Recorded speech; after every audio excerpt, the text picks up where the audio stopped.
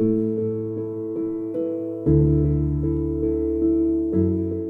and welcome back to another episode of the For the Property Investor podcast. And we're here with the weekly news. Yes, and the only man that brings us that news is Nick Bendel. Welcome, Nick.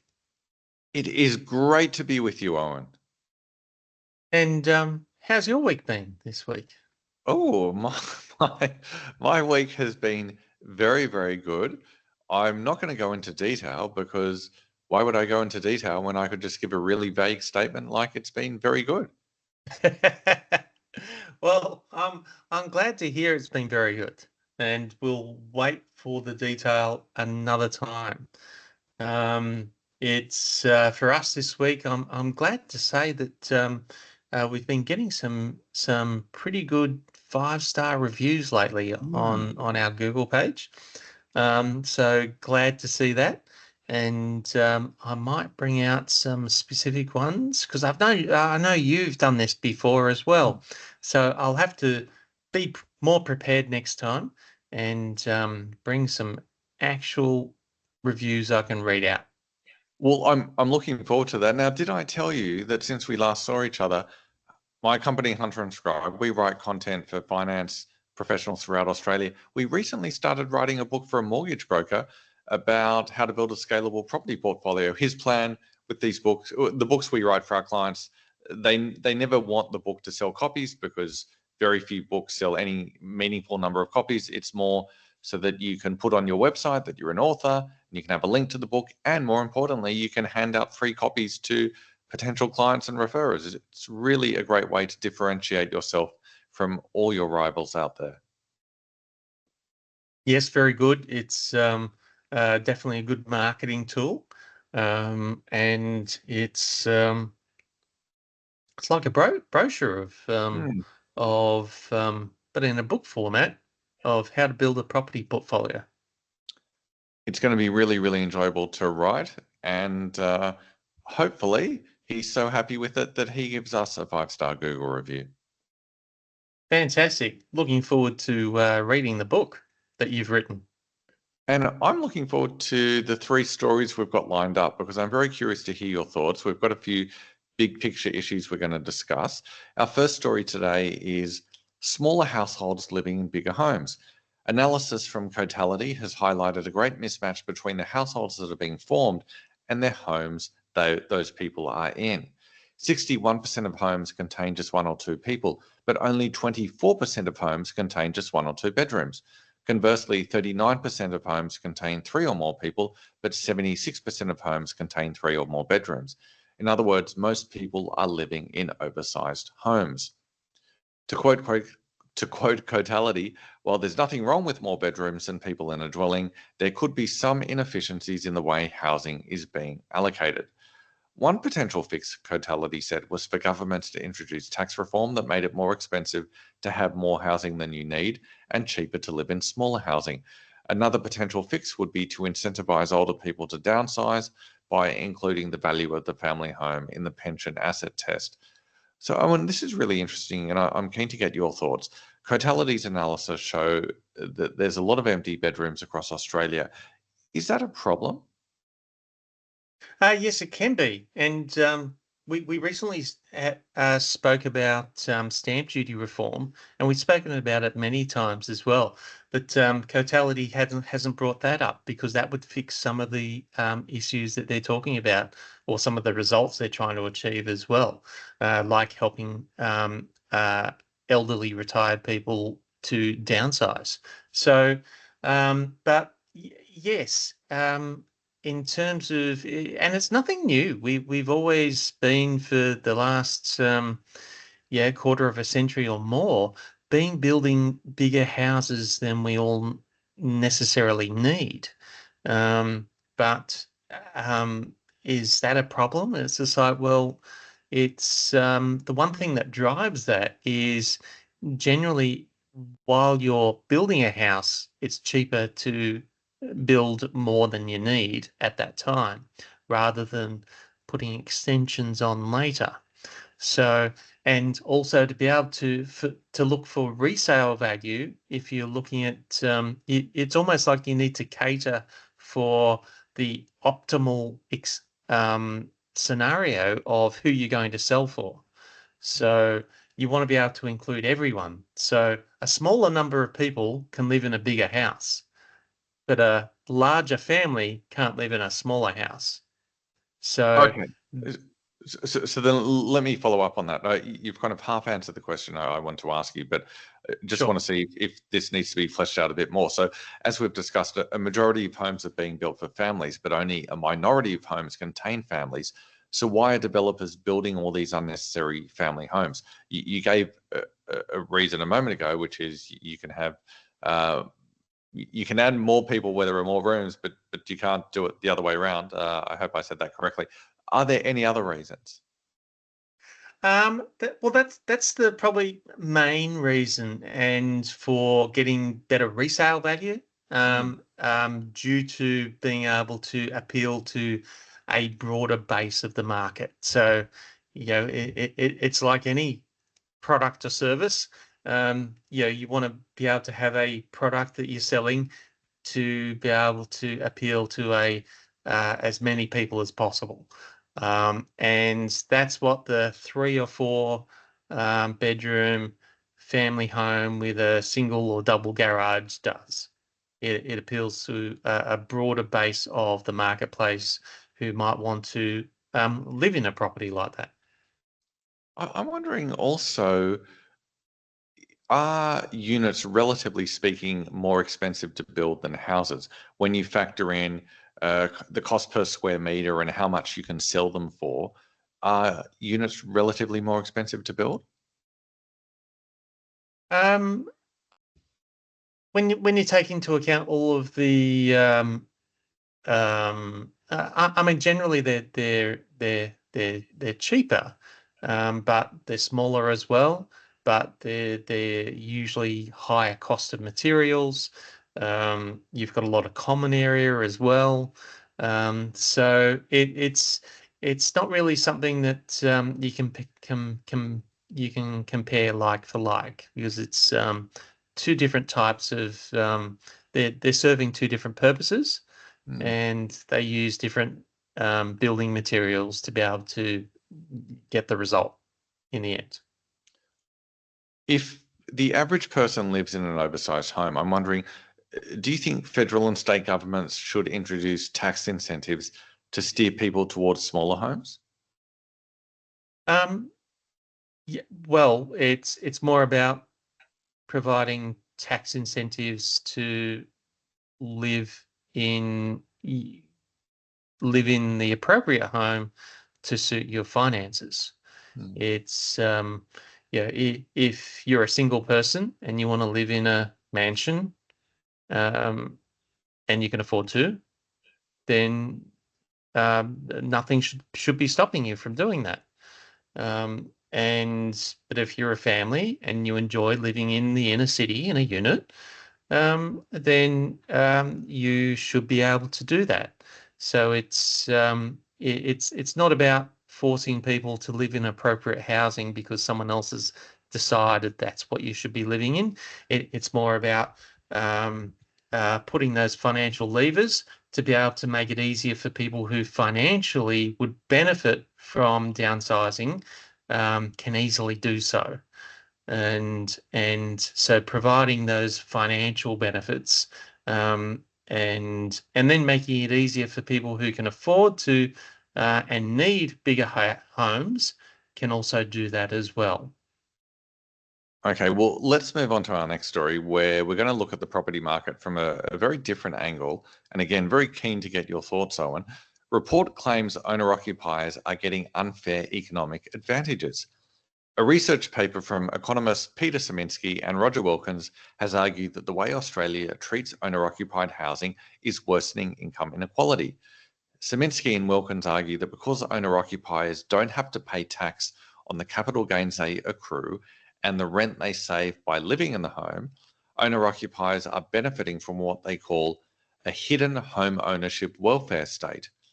Quote, the inclusion of housing income greatly changes the apparent progressivity and redistributive impact of Australia's income tax and transfer system.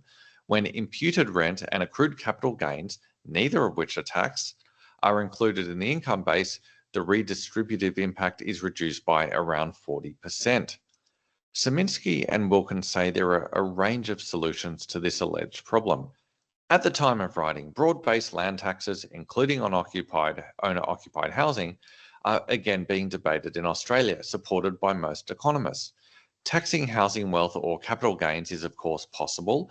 Including the home and pension means test is another option. Most of these options are politically challenging in Australia, but have been implemented by many other countries. Owner-occupied housing is regarded as sacred, with home ownership regarded as the great Australian dream. Taxing the home is seen as inappropriate. The irony, of course, is that subsidising homeowners lifts the price of housing, making it harder for others to obtain.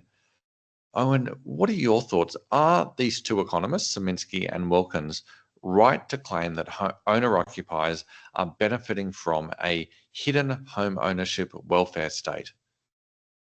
I think that's a bit extreme, the statement. So they've gone a bit too far there. But do their points have merit? I think I would say definitely yes. The big glaringly obvious thing that they've left out is that if you start taxing capital gains on the owner-occupied home, then you need to provide for some tax deductions for the cost of owning that home. So how do you do that? It's because if you own an investment property where you do get taxed on the capital gains and the income that's produced on it, then you get to claim all of the interest costs, any repairs and maintenance, all of these other things. So they need to weigh up the cost of the claim of these tax deductions against that. It's because there would not be any implementation of taxing on capital gains if you couldn't claim those deductions. So the other option they put in there is about including the family home in to reduce pension benefits. Now that's another thing that could be done because that's what stops a lot of retirees who are on the age pension from downsizing price-wise, because they save their whole life to pay off that home so that they could have that security in retirement. But then if you start taking away their pension because they own a multi-million-dollar home, it's not their fault that they just bought 30 years ago or 40 years ago and the prices went up. But at the end of the day, if they're in a position where they can self-fund their retirement, then that's what the government is looking at. And then there's the other option of having that land tax, which would help to incentivize people to downsize to maybe a cheaper property that doesn't attract a land tax or attracts a much lower rate. So there's all of these different options, but the main part of that article is where they're looking at talking about taxing capital gains on the owner-occupied home. I think we should leave that alone because then it would unpack all of these. Well, what do we claim as tax deductions then? And how do we claim that against those capital gains before we work out how much we get taxed on it? So that one's a messy one, but the other ones in terms of the pensions and to be able to incentivize people to downsize, Yeah, we're probably not there yet. Maybe after the baby boomers have all retired, because it's unfair for them. They've grown up in that environment, but in with the super fund babies who have grown up adding to super funds, and they'll have enough in retirement, then maybe that's an option down the track. And but the land tax, especially in replacement of stamp duty, that's probably the short-term low-hanging fruit of being able to help incentivizing for downsizing. Just before we wrap this up, what about another of their suggestions that owner occupiers should pay tax on imputed rent, i.e., the rent they save by living in the home? Um, uh, it's well, it's whether you're paying interest to the bank or rent to a property owner. Um, it's what's the difference? So again, would they be able to claim the difference between the what the market rate would be for that property versus what they've paid in interest in on buying the property?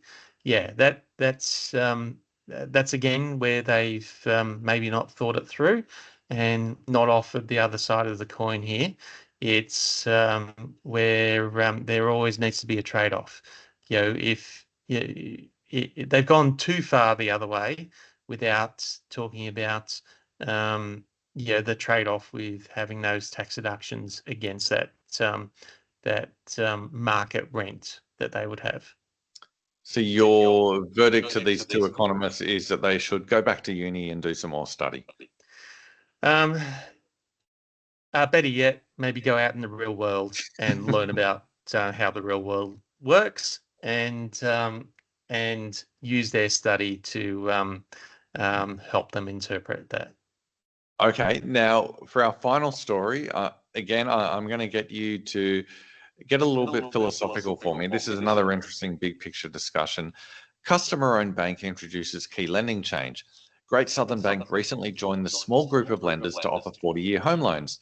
To qualify, borrowers must be first home buyers aged between 18 and 40, purchase an owner-occupied home, pay principal and interest, and have a maximum LVR of 90%. Great Southern Bank says the pros of a 40-year loan are that first home buyers can enter the market sooner and reduce their monthly repayments, while the cons include a higher interest rate and, quote, substantially higher total interest paid over the life of the loan. So, Owen, this is where I want you to get a little bit philosophical for me. What do you think of the idea of a 40-year mortgage in general? So not this Great Southern Bank product, but just the idea in general of a 40-year mortgage. Nothing wrong with it. It's if it helps more people to be able to afford to get into a property, then fine. It's at least they're paying something off, and it's from that point of view, it's better than interest only. But I don't have a problem with people paying interest only for the first 5 years. And that's it. So this is like a halfway between interest only and a 25 or 30-year loan. So it's just another option to give them more flexibility, give more people flexibility to be able to do that. And it's so there's nothing wrong with that. It's giving people choice. And the average life of a loan is less than 5 years. So what will happen is they'll either sell the house and move somewhere else, or they'll look at refinancing to get a better rate. So if they're being charged a higher rate as a result, then more than likely within 5 years, they'll look to refinance to get a better rate anyway on a 30 or 25-year loan. Right now, only a small percentage of lenders offer 40-year mortgages. Do you think the time will come when only a small percentage of lenders don't offer 40-year mortgages? Um, uh, it's a wait and see. We'll see how popular they become. All we need is for one of the major banks to pick it up Mm. and run with it. And I would say that they're just looking at these smaller banks to see how how they go and see if they start getting any success with them. And yeah, need one of the majors to pick it up, and then it might become more mainstream. But again, I wouldn't be too concerned whether it's right or wrong. It's just another option, and yes, it's for people to be able to afford, especially those first 3 to 5 years. That's the hardest part, is just getting into the market, surviving those first 3 to 5 years and paying off a little bit and getting a little bit of growth. And especially if they've got a 90% LVR loan, they can get it down to 80% refinance without mortgage insurance and get a better rate. So makes everyone happy. What's interesting about this Great Southern Bank product is that the 40-year mortgage is available solely to owner-occupiers. Do you think it should be offered to investors as well? I don't think there's any need to offer it to investors. It's most investors will go with a interest only loan, and unless they've bought with a 90% loan to value ratio. But their idea is that their goal would be to get it down to 80% as quickly as possible, and so that they could convert it into an interest-only loan. Any investor with a owner-occupied home loan paying principal and interest on their investment loan needs their head read. So it's the